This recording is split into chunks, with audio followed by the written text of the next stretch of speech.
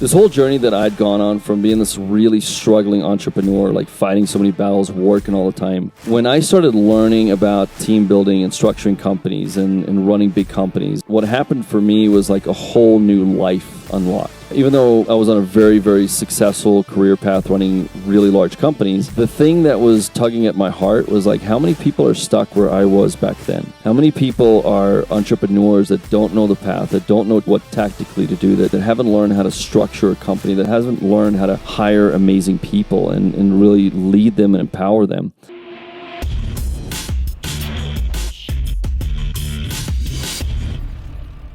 What's going on, everybody? Welcome to the show. I'm here in Tahoe at the 2023 Gobundance Winter Mastermind, and my guest today is the former CEO of Gobundance, founder of BERGflow, amazing entrepreneur, Dirk van Reenen. Man, welcome. Yeah, Jamie, I'm excited to be here, man. I've been looking forward to this conversation all week. Me too. And we just started talking a little bit about leadership. We're going to dive into that, where culture is going in companies, that sort of thing. But BERGflow, give me a little background, a little backstory on you so everybody gets caught up on your story quick.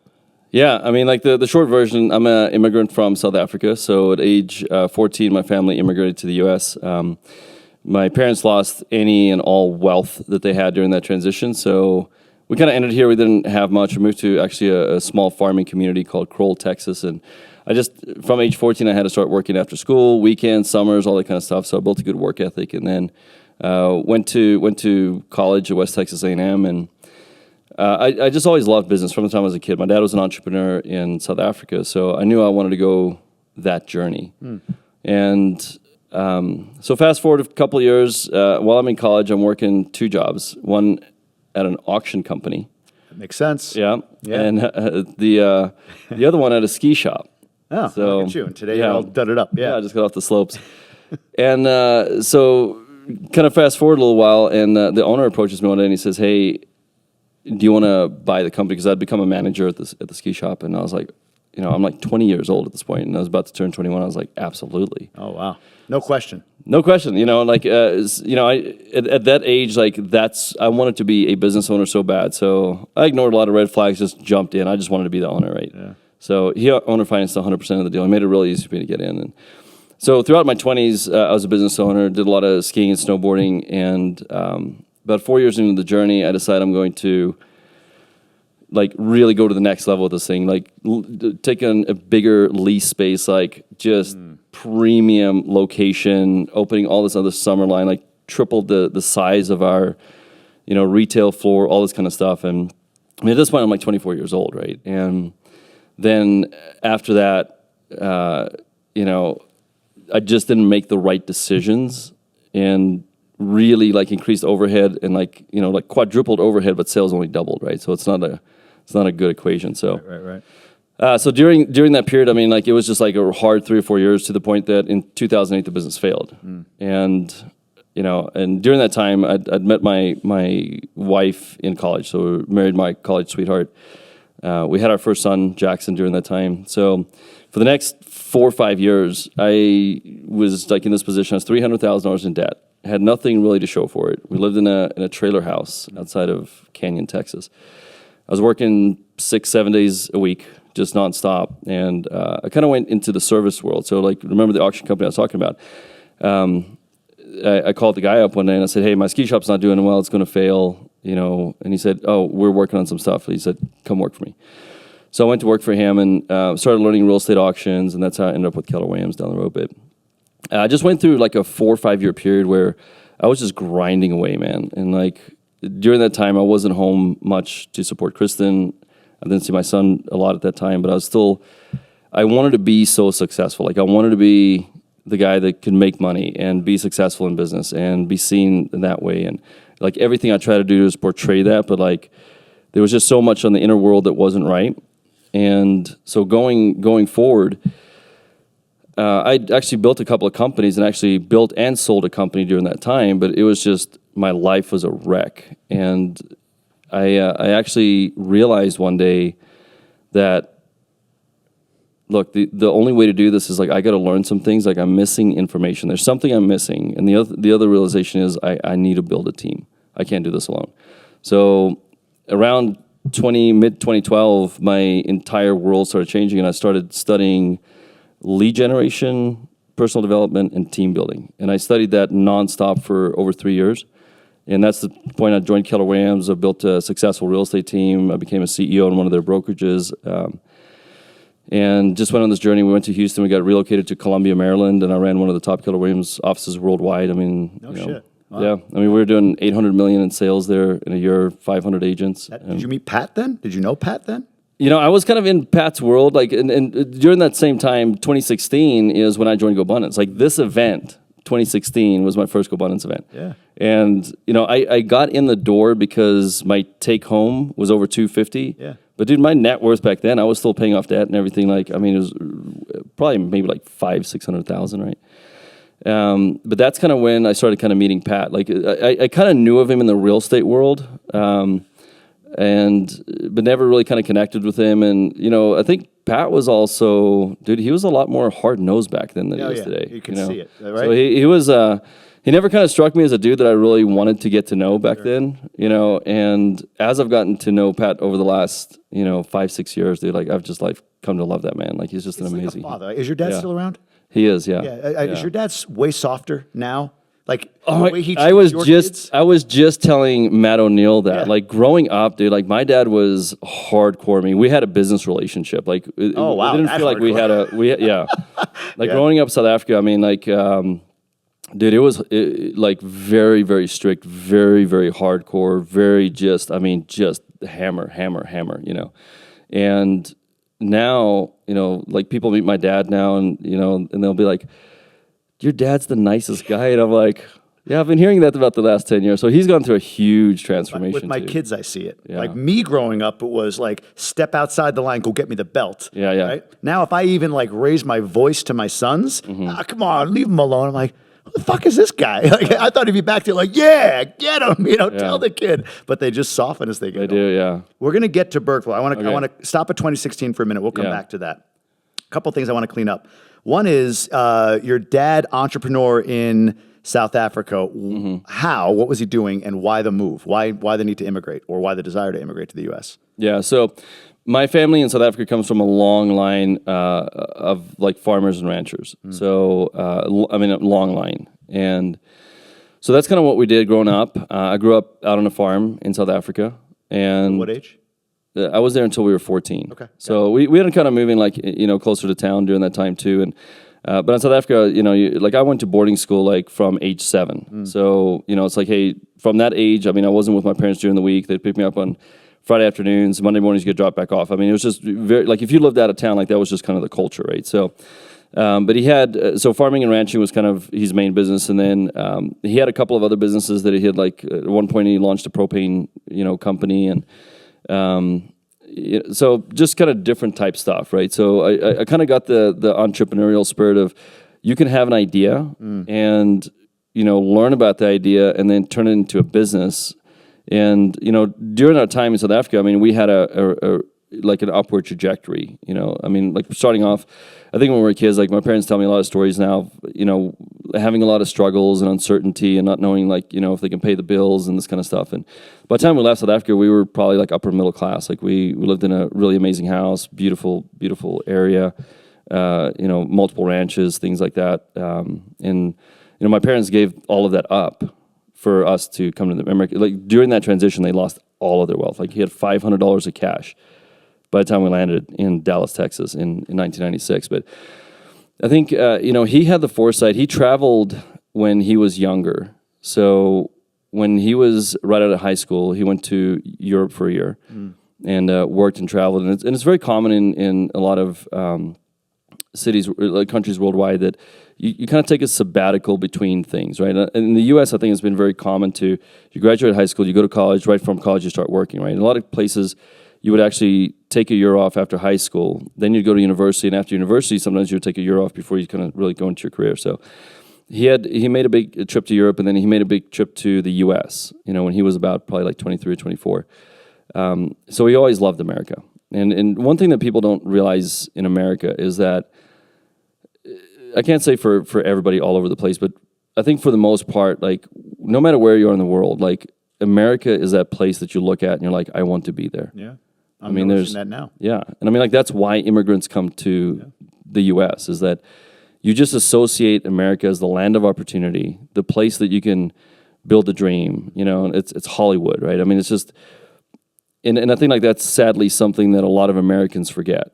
You know, I hear that. No doubt. Yeah, I hear that all the time, and people bitching about, you know, what's going on here in the economy and the government. And every time I'm just like, dude, like pack your suitcase and take a trip somewhere around the world. They need expanded context. Yeah. And that's not vilifying anybody, but they just haven't had that. And we've all been there, right? But I see it now. There's a lady, I talk about this on my feed all the time, but there's a lady that cleans our house for $500 a month, right? Yeah. $500 a month. And that's, we're overpaying according to our neighbors. Right. Has 2 kids, and she's like, is there a way that I can come back with you when you move back to the States? She's willing in the short term to not be around her kids for a year or two to get, you know, established residency and everything else, because she sees for her kids, maybe like your dad, the opportunity. So you're right. Like it was like, wow, I can't imagine leaving my kids behind. Thank God I don't have to, because I won the birth lottery. So I get you, but I'm sorry, continue. Well, that's exactly it. So, you know, things were changing pretty rapidly in South Africa in the mid 90s. And I think my dad just kind of had the foresight to see that long term, my kids, the biggest opportunities they will have will not be in South Africa. It'll be in America. Yeah. And they gave up everything that they worked for. You know, the interesting thing is that I'm probably about the age now that my dad was when they made that decision, right? Yeah. And so more and more, it's just impactful to me when I think about that sacrifice and what they gave up. Because, I mean, they both gave up a lot to work. I mean, just... Did you know it at the time?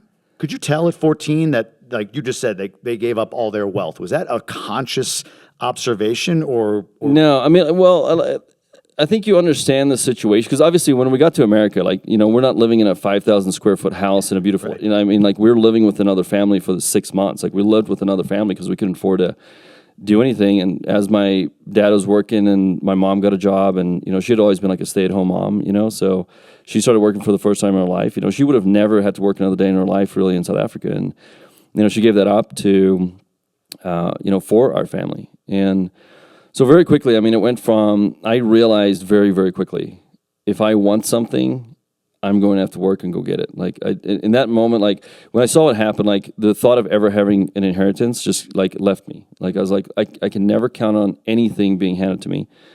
And if I want something, I need to go get it.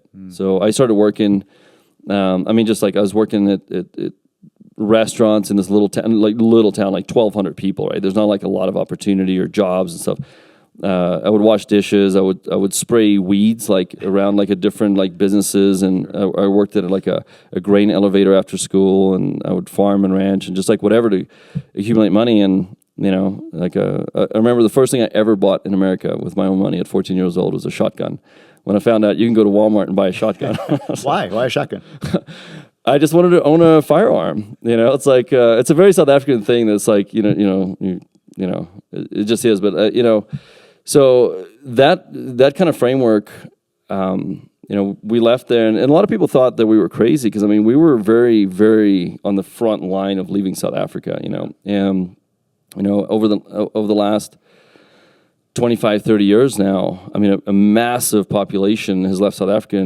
And why don't I know that? Like, I feel like Johannesburg and Cape Town, they're known as sort of like, you know, the places you go visit. People want to go see this. But what is it? Like, I'm thinking Mandela, he brought things back, right? Like that's the narrative for a lack of context American. Like yes, like so there's, and I mean, like here's one thing. Like I don't want to go deep into this conversation, right? So, but one thing is what's happening in South Africa and what people know about South Africa are very, very different things. Like, so like I would encourage anybody, like really dig in and learn about what's happening in South Africa, because it's not what people are being told, and it's not what people think. Interesting. Yeah. Okay. So now the business that you bought and it failed eventually, the ski shop. Yeah. There's sort of a question before the question, but would it have been inevitable that it was going to fail because of '08, or was in other words, like, was it already going to go down? If you look back now, was '08 taking it out no matter what you did, or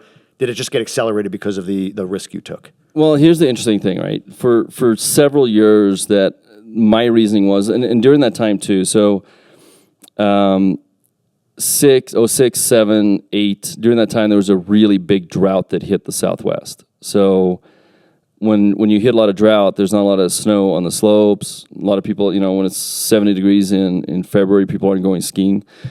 So that happened. And I also, when I expanded my shop, I went into more water sports, like wakeboarding, stuff like that. So for me, my shop failed because the economy, right, and the weather. And then in 2012, for the first time, I was like brave enough to admit my shop failed because of the decisions I made and did not make, and the actions I took and did not take. And that was it. That was the only reason. So what did you learn from that? You tried to scale. A lot of entrepreneurs want to scale. It's not like such a crazy idea that, hey, you're doing what you're doing and you want to build on that. So what would you take away? 2-3 lessons, whatever it might be. Like you say you failed, or it was because of you that it failed.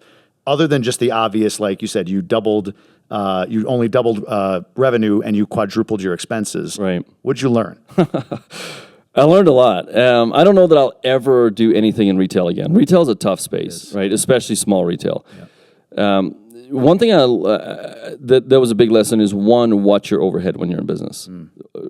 Going too big into overhead is probably one of the biggest killers in business, because when you are burning cash, it makes everything harder. And this, like, fast forward, like I'm in a business now that's burning a lot of cash, right? So the MERUS project.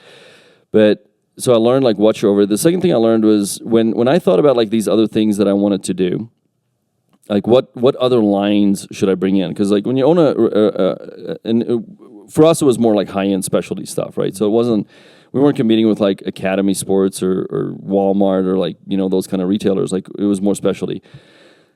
When you bring in even one product line, it's like, even if I wanted, 15 wakeboards, I got to go buy $80,000 worth of other gear and accessories just to support that, right? So I went out and I made these decisions, and I'd been doing well in my business, so my banker had a lot of trust with me, and I mean, he's just like, here you go. He's like, hey, I'm going to give you a lot of credit here, and we had good relationships with other vendors, and I mean, like, so we took on a ton of debt during that time for the expansion. And I made decisions. I was like, this is what I think is cool, and this is what I think is going to work. Oh, interesting. I didn't do any market research, none. If I would have just gone skateboards and bicycles, right? That works really well. You look at a lot of, like, especially sports shops. Or sports shops, right? Yeah. In the summertime, it's bicycles and, like, skate stuff, right? Hiking and maybe stuff like that. But so I didn't do that. And the other thing that I realized is that I bought a business that was very kind of status quo. And there were areas that I wanted to innovate in, but I left a lot of the status quo stuff status quo. What do you mean by that?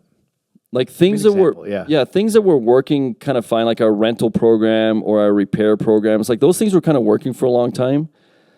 I didn't try to go in and kind of really look at, okay, how can we do this better? How can we maximize what we have before we just try to add something new? Makes sense. Right. So, and it really taught me to kind of hone in on what's working and what's not working. And if it's not working, do you need to keep it? Do you need to do something different? But when something's working, also looking at it and saying, like, why is this working? And is this going to be as good as it can work, or can we really improve this before you go and try to, like, add something new or change something else? Yeah. I think the last thing I learned was that, every day that we have decisions to make, and we can either get up and kind of just go in. Like, I knew my business was failing. Like, it's like success and failure are gradual and then sudden. Yeah. Right? That's fair. Yeah. So I had been failing for 3 years. Yeah, but my landlord showed up on one day and locked me out of my own business. That was a tough day. Wow. I'd been failing for years without really just understanding that I need to go to work every day and make decisions to move this thing forward. And I think a lot of people get complacent with what they do. And when they get complacent, they may get bored or whatever the case may be, but they just start living the status quo, and they don't realize that today I can make a decision in this moment to do something, even if it's really small, that's just going to be a plus sign. And if I do that, if I add more plus signs than minus signs, I'm going to be going the right direction. But a lot of times when you're status quo, you think you're adding plus signs, but you're actually adding minuses, right? Yeah. So it gave me a lot of context of, like, I could be really purposeful. And of course, when the business failed. Wow. Yeah. Sorry, that's landing with me right now. Go ahead. Yeah. Yeah. Did you want to? No. Keep going. I want to hear the rest of this. Yeah. So when that failed, one promise that I had made my wife when we met was for her. We were both raised by stay-at-home moms, right? Both our dads worked stay-at-home moms, so that was actually important to both of us. We both wanted that for our kids. Yeah. I probably would have been open to not having it that way if that's the way it was, but like she really wanted it that way. Like she said, look, this is really important to me. And so I made her a promise. I said, listen, I'm going to do whatever I can to keep you at home. Like the day that our first child is born, my promise to you is that if you so choose, you never have to work another day in your life. Yeah. You know? So when the business failed, and all of this happened around the same time, like business failing, having a kid, all this kind of stuff. When that happened, we bought this trailer house back then. Talk about, I made every bad financial decision in my 20s that you could possibly make, right? We lived in this trailer house. We never should have even qualified for it. I think we got like a $160,000 loan. Like, you mean a trailer, like an RV? No, like a mobile home. A like mobile a trailer home. house. Okay, yeah. Mobile home, yeah. And so I think we went to like get qualified. This is like 07. Yeah. We went to get qualified. Now, my business is already tanking at this point. And she was a dental assistant. And we're like pre-qualified for like 120. So like this thing that we wanted to do wasn't going to work. We need like 165,000. So they call us back like 2 days later. They're like, oh, you guys are qualified for 165,000. You know, like it was like during that time, like if you could like fog a mirror, they'd give you a home loan, right? I remember, yeah, So absolutely. we were like weighing over our heads, right? So now I lose the business. We got this house. Kristen's home. You know, we got Jackson, everything. And like the thing that I have to decide is like, okay, what am I going to do to honor my commitment to my wife and allow her to do what is most important to her? And I'm really blessed to be married to somebody that for her, money is not important. Like for her, things are not important. Yeah. You know, she is, if it was, there's no way that we'd still be married. So I was blessed with somebody that had an incredibly strong value around being a wife and being an amazing mother. And she is just like an incredible mom. Like when people meet our kids, like they're always blown away with like how confident our kids are. And like if they were here, they would like be talking to everybody and just hanging out. Like they're extremely confident. And I'm just like, it's not me. Like some people are like, oh, it's because you're an entrepreneur and you do all these things and you do. And I'm like, no, it's just because of Kristen. Yeah. But so for me back then, I was just like, look, I am willing to do whatever it takes. And like the only thing that I knew is working hard. I went back to my work ethic from being a farmer and a rancher and just sheer grit, working hard. Go. Yeah. So I did that for like 4 years, man. And I mean, like our marriage was falling apart. I was going to ask you that. I wrote that down. Wife. So you said, so this is like, place the time for me. It's around 2012, right? Oh, no, I'm sorry, 2008 when it all like from 2008, like mid 2008 to like mid 2012, like that 4 year stretch was hell on earth for me. You said you went at it. Now your wife is at home, so it sounds like, oh, okay, I'm the wife. I understand he needs to go out and work, but every wife, mine, yours, every wife demands your presence, and they should, right? The version of you that your wife wants you to be is frustrating as fuck to get to. But when you look at like the resume of that guy that she wants, it's like, actually, that's a pretty cool guy. I do want to be that guy, but I don't like being, questioned along the way to get there. That's our problem. You know what I mean? Like my wife's like, why do you have to do that? And you're like, I got to pay the bills. I got to do this. I got to do that. I got to provide for this family. What was that like in that time? It sounds like she was not completely understanding. Like, no, like go do your thing. Like she was actually like one thing that's been really impressive to me about my relationship with Kristen is that we both going in understood what was really important to the other person. Like I understood that she wanted to be a stay-at-home mom. Like that was most important to her. Yeah. She knew that I wanted to be an entrepreneur and a business person. So where was the rub? The rub was like I was never around to support her, and when I was around, I didn't support her. Go on that one a little bit deeper. I get not being around. Yeah, I mean, it's just around. Like I was working so much, and I was so because like the crazy thing, like during this time, dude, for 4 years, we got foreclosure notices in the mail all the time. Yeah, like we were on the brink of foreclosure like constantly. And I can tell you some just crazy. Like, okay, I'll tell you a story. Like, kind of give you. I was driving this Chevy Blazer. Okay. And this is like going into like 2011, like beginning of 2012, right? Where the transmission screwed up on the thing. Now I'm running an auction company at this time, and I'm also selling real estate. So I'm a realtor, right? So picture that. Mm-hmm. My transmission screws up, and I have like first gear and third gear on an automatic. Okay, so no second gear, no overdrive. Yeah. What gear did I not mention? Reverse? Reverse. You don't even have reverse? I drove a vehicle for 6 weeks, showing houses, driving around town without reverse. Neutral and roll back? What'd you do? Push? Dude, there were times, like I remember one time I pulled up in front of the Association of Realtors because I was in a hurry and I needed to grab a lockbox, and I parked right in front of the office as the meeting was coming out, all the realtors coming out. I had to put that thing in neutral and push it out. Oh my God. You know? So like that's where I was for 4 years, right? And dude, I was just trying to survive. And like the only thing that I wanted to do is like I wanted to not lose our house and allow Kristen to stay at home with Jackson. Like that was just like the driving force. But in my quest for that, like I lost sight of like I am still a husband and a father. You know, like my drive to provide for our family like overshadowed everything else in my life. And I mean, there's actually a week where like we kind of hit this crescendo where I moved out and we separated for a week.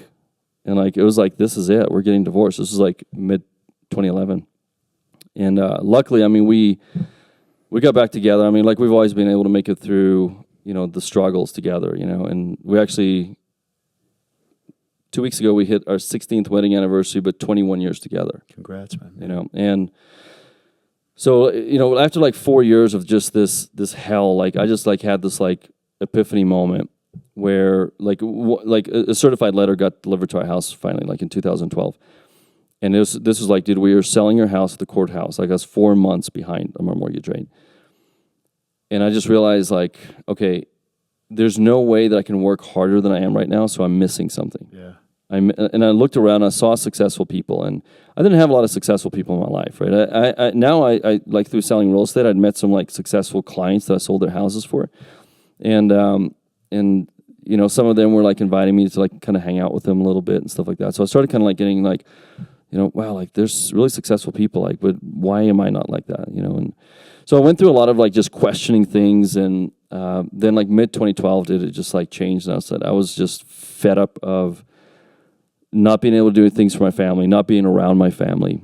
And it was just like go time for me. And it's like that's when the gear kicked in. And I was like, I'm going to study lead generation to learn how to make more money. I'm going to study building a team to learn how to leverage my time so I can spend time with my family. And like, I realized like I have to grow. Like it's me that has to grow. So, and from there, like 2012 to like 2016, and just 180 in my life, just 180, you know. And then by 2016, I'm in the room with Gobundance here. Yeah. So that was a really like defining time in my life. Do you lose track of being present at that level ever since then? Do you, in other words, has that shifted to where like, you know, you don't get so out of balance with being present with your family now, or does it still happen? Not anything at that level. Interesting. Yeah. Okay. So, and that doesn't mean, you know, like we took on a really big project about 18 months ago. So really for the last like 18 months, I mean, I'm just not coming out of that. You know, we took on a big project, built a team, and now the team's running the business. So we kind of moved away from there. And, but even during that time, like working a lot, like spending time with my family is just such a priority now. And, you know, we homeschool now, so we are around each other a lot. So, but there's also danger in just being around each other and not being intentional around each other, you know. So, yeah. But yeah, I just made it. You know, this is like when like our daughter was born, you know, in kind of mid 2012. So she was born right around this time that like things started changing. So her first like 4 years of being alive were very different than Jackson's, you know. Yeah. And I remember one time she was like 2 years old and she did something and it was just like so damn cute. I can't remember what she did, but like Kristen's sitting next to me and I'm just like, oh my gosh, like that is so cute. I don't remember Jackson doing that. Yeah. And dude, without like flint, I mean, like it just came out of her mouth. She said, that's because you were never around. Yeah. My wife said the same thing to me recently. And dude, like it, like in that moment, like it was such a gut punch. Like I can still like feel that moment of just being like, man, like I just failed so much. And, you know, that's one of the things today that, there is like a level of like concern and for me, like, man, like, am I doing enough to be the best dad that I can?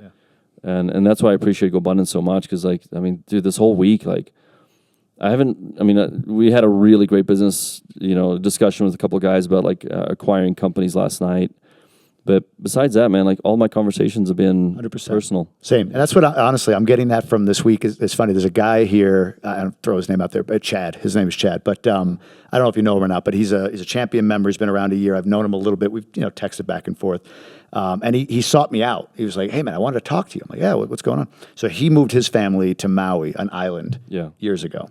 I'm obviously doing the same right now. I'm about halfway through our first year. We don't know if it'll be a second year, but I say halfway through. And his question was like, he told his story, which was, we moved to this island, and then I had all this worry about making sure that, this move is supported financially. So I just went at it. And it was like everything he was saying was hitting with me. Man, yeah, I'd go to the beach, but bring the phone. They're in the water. I'm on the shore. Like, yeah, you guys go. And I would catch up on something like, God damn. Yeah, like sideline dad, right? No shit. Yeah. And that's been me to some extent, if I'm being honest, right? So it's only in the last couple of weeks where this is all coming home to roost for me. It's like, who am I really? And even I went through this exercise in this mastermind that I did last week in the DR. I went through the exercise, my own exercise that I did with these members that came, right? And it was like, it culminated in, it's the end of your life. What do you see? And no shit, it was like, I see my wife and my kids.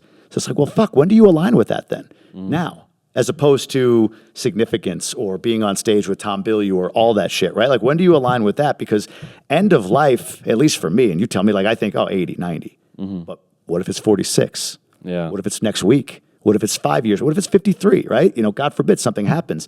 So it's not like I have time to figure out how to align with the end of life version of me that fully prioritizes my wife and kids. It was instinctual. I didn't have to think about it. That's what I want to see at the end of my life. Not my one sheet, not you, no offense, not anything else, right? Like, I want to see my wife and my kids. Right. So all the shit I do now is it aligned with that end of life guy. And so I've been literally experiencing in the last couple of days this identity shift that actually, I'll be completely honest with you, not because of this event, not because of Gobundance, but because the amount of time and energy I put into going here, going there, doing this, doing that, is making me feel bad for even being here. Does that make sense? And it's not because of guilt, like, oh, my wife wouldn't, and she's fine, it's not her, but like, yeah, I mean, you're it's missing identity. It's a shift. You're missing your family. Like, you want, like, I want, yeah. I think like that's a hard thing when, I think a lot of people in life like have moments like that. Yeah. And whether it's like around being a spouse or a better parent or getting healthy or building wealth or whatever it is. And I mean, you talk about this a lot, like in like leaving your W-2, right? Yeah. And like building up that courage to like chase your dream, right? Yep. But I think in humans, we innately want things, and then I believe like innately we are called to things. And we have to pay attention to that. And I think the saddest thing is when we know I need to do this, I'm called to do this, I'm called to be a better parent and spend time with my kids and be present with them. And we have that thought, and like it's a good thought, but then when we're present with them, then we're distracted again and we're doing something else. And we're like, in that moment, we can take that opportunity to be what we're called to be. And then yet we're distracted with something else, right? And I think like that's what really leads to regret in life. It's not like, oh, well, maybe I should have done this whole other thing that I never thought about or knew about. I don't think it's that. It's like, did I do the thing that I knew that I needed to do and that I was called to? I think that's what leads to the regret, is saying no to that every day. Oh, you're absolutely right. That is the W-2 thing. And what's funny is, and not to vilify the W-2 or the job or whatever, like you've been an entrepreneur all your life, right? I'm like a late stage entrepreneur, if you will. Like, we're about the same age. I think I'm a couple years older than you, but mine came like late 30s, right? Yeah. Before I was like, actually, I want to jump into something different, whatever it might be. But what's crazy to me is, you spend 21 years in a career and you spent 13 years in school. So, and a lot of people, I just saw this, man. I just saw this with 15 of them of the 16, because one of them quit his job at this event that I just had. The thought is, for some reason, like, okay, now I got to figure out the next thing I'm going to do for, a long time. And what I'm learning from this is I left the job. That was like a big move. It was an identity shift that led me to that move.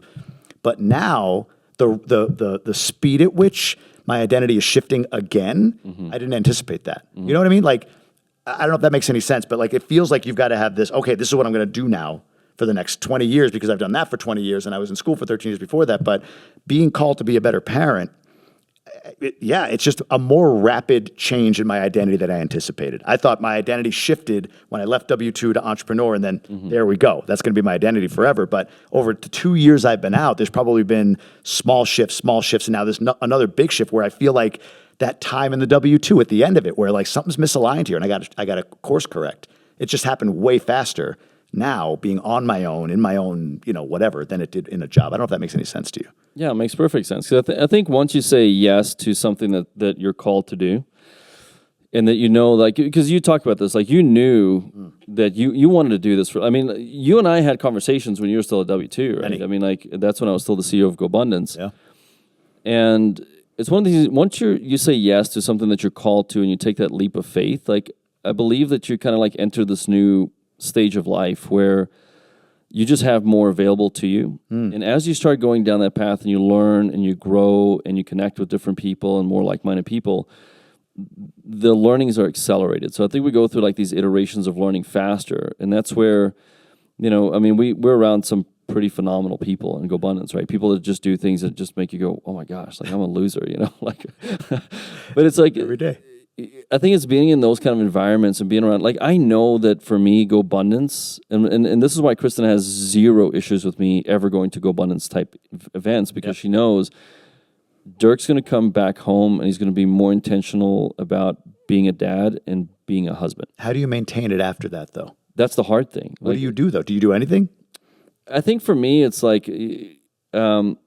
or do you try? Do you try to do anything? Is maybe the better question. Yeah, I'm constantly aligning myself with people that I respect more and more in not necessarily how much money they make or things like that, but like how well they're doing at being a husband and a father. So like more and more, my alignment, my conversations, the people that I'm spending time with are people that I know that are like really working on their marriages. Their marriages are a priority to them, because I don't want to say like their marriages are easy. Like that's bullshit. Like there's no easy marriages out there. Like if you're in it for long enough, I think for most people, David Osborne says the same thing. He's like, look, my marriage is like one of the toughest things that I've ever had to do. Yeah. And I can relate to that. 100%. Right. So greatest and toughest. Yes. Yeah. And I think like that's the learning. That's the learning. It's like having kids and having kids, being in a marriage for a long time, there's no way that works at a fulfilled level unless you transform as a human being. You can't be, I've got friends that are bachelors, right? Like lifelong bachelors, no kids, no long-term relationships. They're amazing people, but like they're assholes to hang out with, right? Because they want everything their way all the time. It's like, and I love them. So I'm not saying like there's anything bad with that, but like, it's interesting. Yeah. They've never had to go like, when you're single and you don't have any like strong committed relationships, like you're just like, look, I'm not going to do that, right? Yeah. You can't tell like a 2-year-old, like I'm not going to change your poopy diaper right now. It's like, or like you're excited to do something and they coming in and interrupt it, and it's just like, it's a learning cycle, right? And you stop being selfish and you stop being more attentive to like other people, right? And I think like that's what's hard with business, right? Is like, we're driven guys. We want to succeed. We want to make an impact in the world. We want to do all these things. And so sometimes it's kind of like when you're super excited about that and like all of a sudden your kids want to just go play, it's just like, oh my gosh, like I just don't want to like go do that right now. Like I just want to chill or rest. And guys that I'm having conversations with now, like that's not good enough, Dirk. I know. Like you were never too tired to play with your kids. Go play with your kids, And so like having those kind of things in my head help me to make better decisions. Remember, it's all about the decisions that you make every day.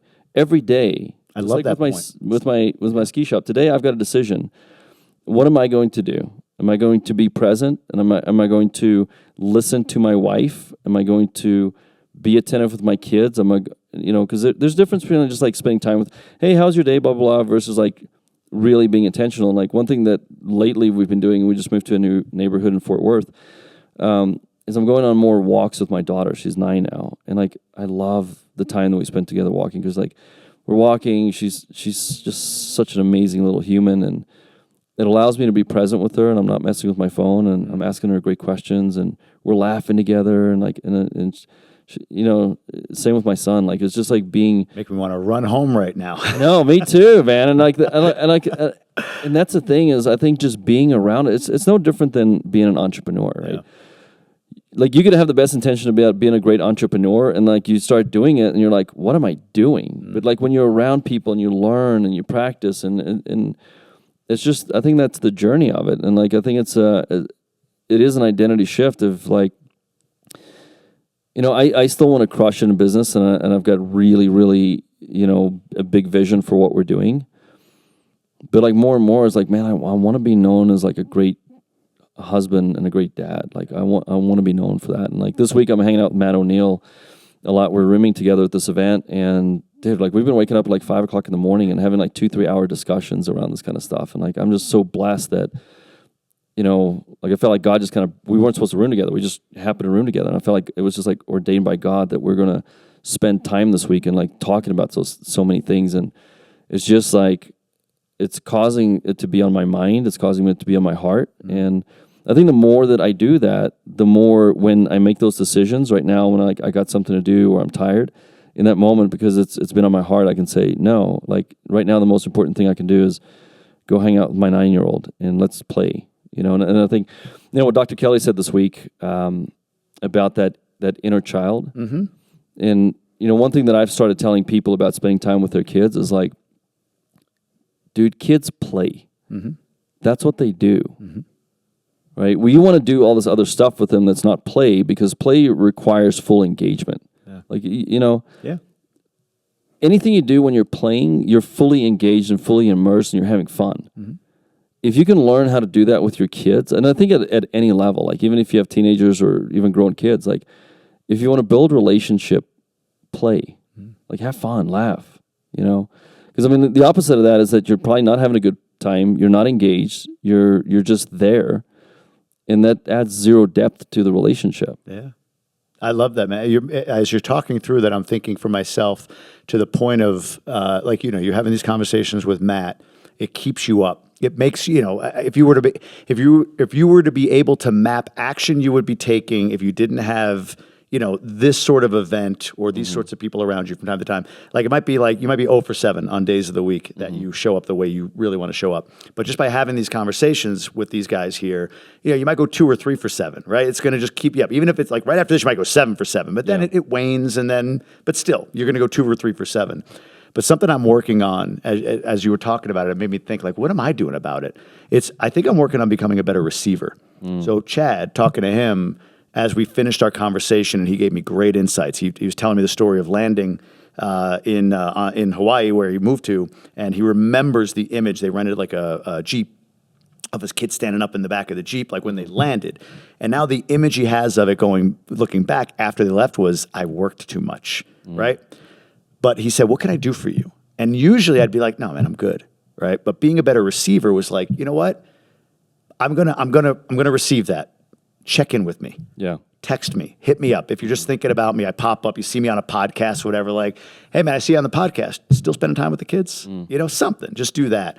Just because I think that's what the value of this is, right? You have a pod. You have these other guys that are willing to, even in a small way like that, a text every 6 days or whatever, hold you accountable to it. That's what I need to do, is really just be a better receiver from my pod, from guys like this, guys like you that check in, knowing what my priority is and are invested in it, Well, David said something last night that was so good, and I reflected on it multiple times. He said, we move in the direction of our intentions. Yeah. And so the thing about it is that intention comes from, you can't be intentional about something if it's not on your mind, if you haven't been thinking about it, if it's not important to you, right? Your intentions are something that naturally comes from the way that you are, the way that you think. And I think like things like setting goals like help direct our intention. It helps direct our focus. So anything that you can do to be more intentional, like for us, mixed tiles, you know what that is? Mixed tiles? Yeah. No. So they're like these square things, like these little square photos. And there's like an app you get, and you just take all these pictures from your phone, and you just like send it over, and then they ship you this box, and you can get like boxes of 20 or 30. They're like $8 or $10 a picture. But they're probably like a 10 by 10. They look, pretty nice. But one thing that I started doing is I found this like 2 or 3 years ago. and I'll just go through my phone and pick like 30 or 40 pictures that tug at my heart, and I'll just like send them to Mixstyle. They send them to me, and even though like, you know, my wife's like, oh, we don't want to decorate a whole house in Mixstyles, dude. I put these things up everywhere. Oh, you do? You can put them in the closet and have them for later, but dude, I have it like in hallways, like where you like anywhere. Like I try to put them everywhere all over our house and they're all just these. They're not like professionally photographed. They're like some of them are actually blurry pictures. Like they're not the best pictures, but they're moments that I celebrate life. They're and like 95% of these pictures are me with one of my kids, me with both of them, Kristen and I together, our whole family together. And they're just everywhere, and it's like us doing stuff. So for me, like that's being intentional. Like even now, it's just like I can see all these images because I look at them every day. It's like a vision board, right? Yeah. So it's about the intention, and we'll go in the direction of our intentions. I'm curious on this. Your wife, why doesn't she want them up? No, like she loves them. She just doesn't want them up everywhere. Like if it was up to me, I'd have like 500 of these in our house, right? So yeah. I was going to ask, like, are you violating her desires with overriding with your own? No. It is purely like, like, hey, I actually want my house decorated pretty. Like I don't want just like a bunch of like random pictures that are blurry and whatnot. So too funny. All right, we only got a few minutes, so I want to advance this a little bit because I want to get into leadership in BERGflow. First, what is BERGflow? So BERGflow is a company that I started in 2017. So I founded the company, and essentially this whole journey that I'd gone on from being this really struggling entrepreneur, like fighting so many battles, working all the time, when I started learning about team building and structuring companies and running big companies, what happened for me was like a whole new life unlocked. And even though I was on a very, very successful career path running really large companies, the thing that was tugging at my heart was like, how many people are stuck where I was back then? How many people are entrepreneurs that don't know the path, that don't know what tactically to do, that haven't unlocked that personal learning, that haven't learned how to structure a company, that hasn't learned how to hire amazing people and really lead them and empower them? And so I started a company. I said, this is what my calling is. Like, I want to teach, business owners and entrepreneurs how to, the things that are calling them, the things that are important to them, the things they're working on, how to grow that and take it to the next level, and also how to start being, living the life that you want to live while that's happening. I mean, I know there's so many people out there that are building businesses and they got amazing businesses, but those businesses own their soul. Yeah, sure. And they get divorces over them. They have heart attacks over them. They never see their kids over them. So like our mission is that we want to empower these people that are doing these things and help them understand, okay, how do you structure this business? Like, how do you hire great people and really pour into them and hire people to where they love what they do, right? So, because I mean, the truth is, I know like you're real big on like quit your W-2 and go do something, but that's also like a very certain percentage of people. Like the statistics show that's like 10% of the population or less. Yep. There are people that they want to take over the world, but they want to do it with a team, right? And like that's what we focus on is how do you go hire those people? And one thing I've learned is like I don't actually hire entrepreneurs that want to go take over the world anymore. Like I'd hired a lot of them.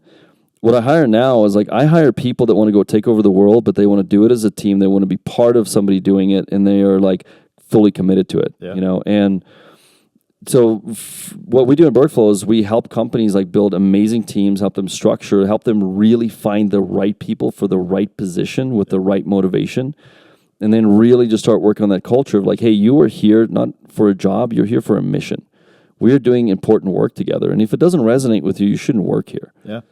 So that's kind of the journey that we've been on, and that's a couple things. So one, I love what you said about like you said, I say quit your W-2, and something I've learned is like there's the packaging, and then there's what's in the package. Right. So yeah, like the message is quit your W-2, but what you said resonates because if you listen to what I'm talking about, it's not hey, no one should have a job. It's are you unfulfilled? Yeah. Then it's quit. Now the marketing is pivoting to entrepreneurship, right? Midlife entrepreneur. That's my whole thing. Yeah. But I talk to a lot of people who say, well, I don't necessarily want to be an entrepreneur. Like, well, what do you want to do? And like, there's jobs, there's positions out there in companies, with business, with organizations that are fulfilling. Yeah. Right? Go do that. Yeah. That's what happens after people unwrap the packaging of like, hey, here's my marketing. Yeah. I've learned that and you watch it like on news channels, like you need to take a stand. You need to just like Right. be in a position in order to even attract the attention, and then you can kind of work with the person after.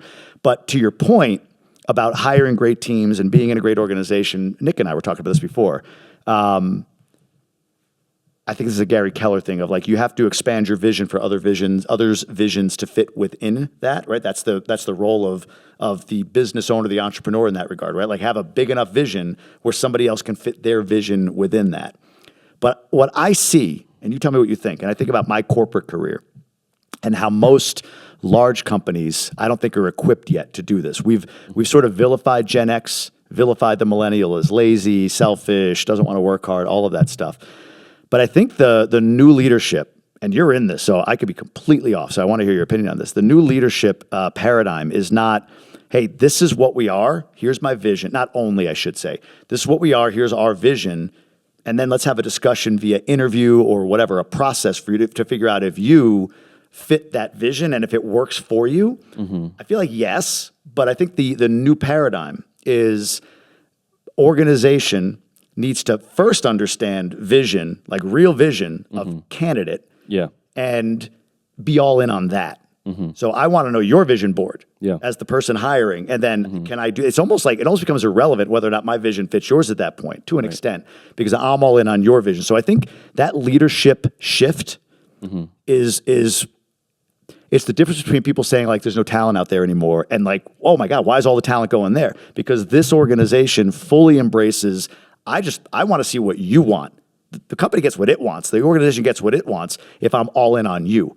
How am I off on? Is that the new level of leadership, or am I being too pie in the sky? I think you're spot on, right? I think the old paradigm is, and it's been around a long time, and it needed to be broken, was that, hey, you're coming here to do things to help this company be successful. Like, and I think you're absolutely right. I think the first thing about vision is that I found a lot of people, they have a vision in their head and it's compelling and they're working towards it, but they aren't clear about what it is. And they certainly, if your own vision isn't clear to you, like how the hell are you going to help explain it to anybody else? You have to get really, and I know like people say this all the time, but it's like, it's ethereal. And I've just seen this. We work with enough entrepreneurs where they think their vision's clear, and then we actually go in and interview their teams. Everybody has a different story. You have to get clear. You got to be able to make your organization and your team really clear about it. And then when you are really clear about your vision, and then you're understanding like the structure, the technical structure of like where you need to go next and who you need to hire, when you're interviewing that candidate, when they're sitting across from you, you absolutely focus on them first and foremost. Like that's the methodology that we have, right? We don't actually talk about exactly what the position is or what the pay is or exactly what skills are needed. I mean, like when we sit down with somebody and we feel like, look, this is somebody that we feel could be a fit for our organization, right?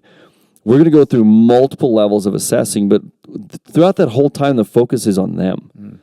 And I believe like so many companies are like, oh, well, we don't have time to do that. We don't have time to hire. Like the reason you don't have time is because you hire people that are not the right people for that position.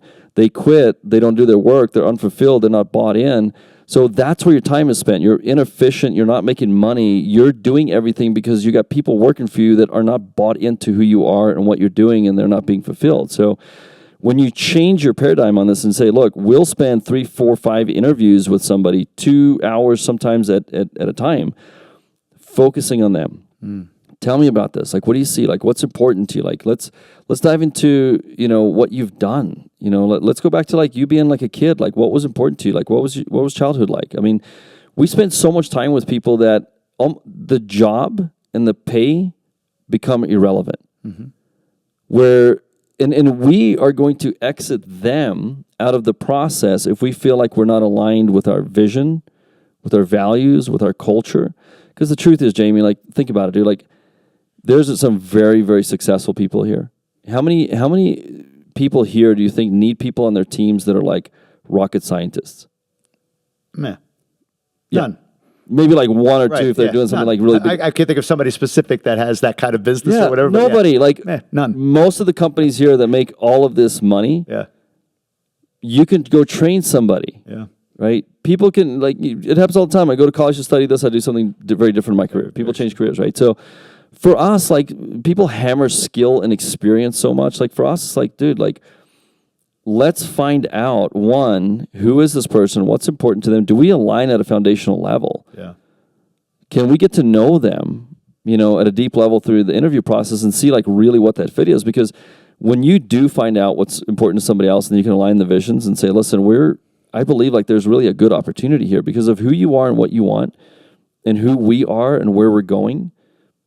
You can accomplish what you want, and we can help you get there. Wow, man. And if you spent the time in doing that, then you can authentically do that. Now, here's the follow-up to that. You can't spit out that stuff as bullshit during the interview process. They show up at work, and now you're, like, disengaged, and, like, it's the same kind of thing. It's like, it's like, oh, I need to be present with my kids. And then you get around your kids, and you're like, I'm too busy, right? We do that all the time. We're like, oh, I'm going to hire great people. And then they show up in your business, and you just don't talk to them. You don't pour into them. And the truth is that most people don't know how to do that, right? So, and this is why it's such a process, man. It's like always you have to learn, you have to grow, you have to study leadership. You got to hire great people. You got to pour into them. And the biggest dynamic that changed for me in leadership is I grew up with the paradigm of a leader that is the strong leader that knows everything, that tells everybody what to do, that central figure, right? Sure. And when I try to be that leader, like my whole life, like it just like failed miserably. And what I've just learned is like, man, like I just need to hire really great people around me, and I need to have care and candor for them, because that's the other thing is, we talked a little bit about this, and I think you're going to talk to Tom about this tonight, but there's being accountable and having candor with people. And the only way that works is if we show care. And then the flip side is like, because candor without care is dysfunctional. But care without candor is also dysfunctional. And there's some people like they're not willing to have the tough conversations. They're not willing to call somebody out when they're not doing their job and pulling their weight. And that's dysfunctional also. So like as a leader, you got to practice care and candor. Like, hey, I love you, but I will drop the fucking hammer on your head. And then I'm going to love you after that as well. Yeah. There's no judgment around that. Like, I love you, and I want to be direct with you. Because here's the thing. If I know who you are and what you want and what's important to you, I can drop the hammer on you and love, because it's about helping you get what you want. It's about helping you become the person that you want to be able to do the things with you and your family. And I'm committed to that. And as my paradigm has completely changed, my entire world has changed. And the businesses that I have, the opportunities that I have, the teams that I have today that I work with, and so I'm just on this mission to do that same thing over and over and over with like companies out there, and like teach them that there's a different way to do business, that you can have it all. Man. You don't have to choose between your business and your family. What's crazy to me is I'm just personalizing this. You are the unsung hero in my story. The elders get the pub, Gobundance, like, oh, look at this guy. He kind of joins this group and blows up. But through that whole process, you were CEO at the time. Yeah, because I interviewed I went through what you just talked about. Yeah. I mean, it's like bringing the flashback. It was multiple times. It was a lot of discussion. And then I think your instinct was, hey, you know what? You want to serve, meaning me.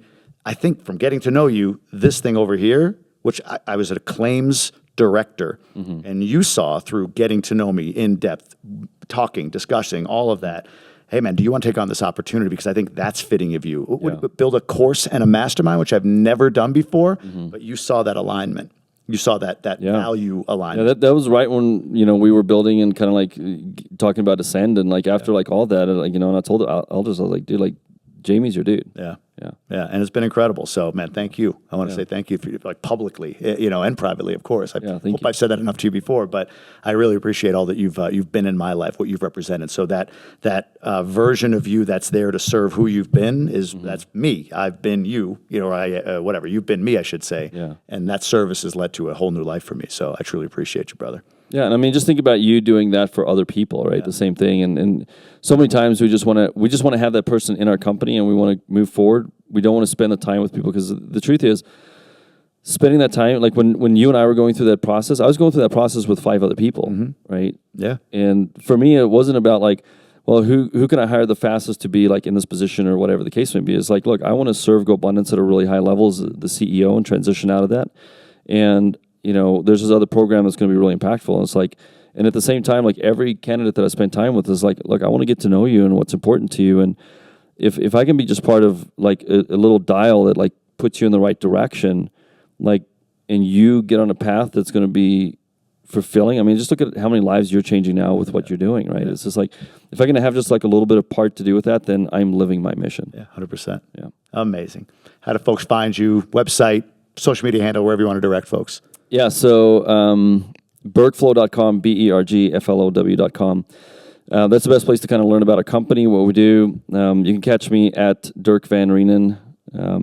You probably have that. That's a mouthful for people, but On Instagram. on Instagram, and also if you want to see kind of our latest project that we're working on, we are building the largest outdoor adventure park in the state of Texas. Oh, wait, we get to that. That's So, right. Yeah.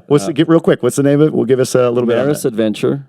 Spell that. MERUS. MERUS. What does that Adventure. mean? MERUS. Okay, so just real quick. Yeah. So we have this adventure park, outdoor adventure park, about 6,000 acres, and we're building this really cool concept.